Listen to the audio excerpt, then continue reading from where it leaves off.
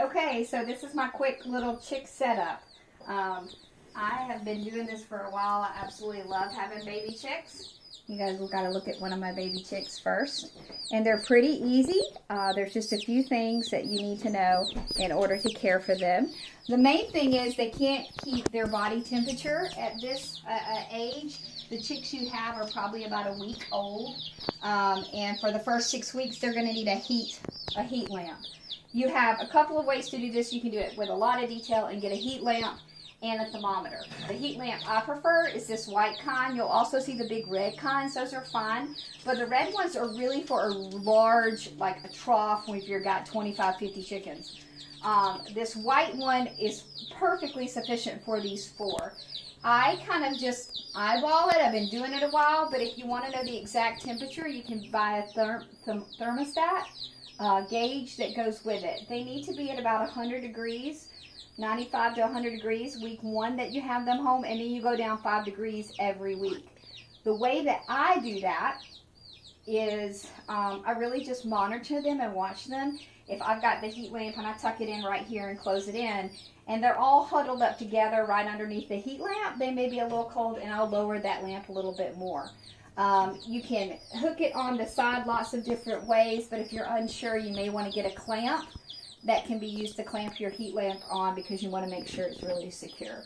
If they are out, not under the heat lamp, if they're panting, or if they're way on the other side of your setup, then you know you've got too much heat on them. They're being very noisy right now. All right, so that's heat. Get the heat lamp, get the clamp, and if you want the thermostat, just for peace of mind, get the thermostat. It's not bad to have. Water.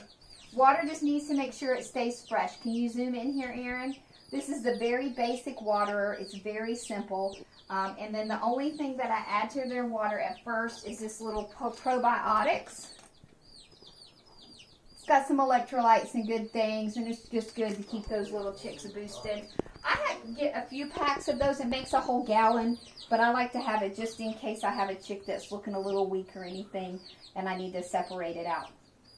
The feed, Aaron, when you zoom in on the food, this is my favorite kind. It's just very simple. I can keep it clean. I like the metal. And the feed that I get is just any starter grower. I personally prefer non-medicated, and I personally prefer organic.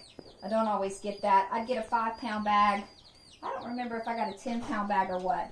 But get plenty so that if you're not going back to the feed store, it doesn't hurt to keep giving it to them, and you're going to give it to them for a few months. So it just depends on how much they eat.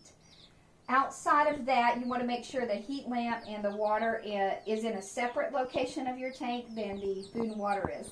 I like to have a lid on the top of mine, but that's partially because of my precious pit bull who thinks that she is a mother hen and sits and watches the chicks so much that we have to force her to leave the room.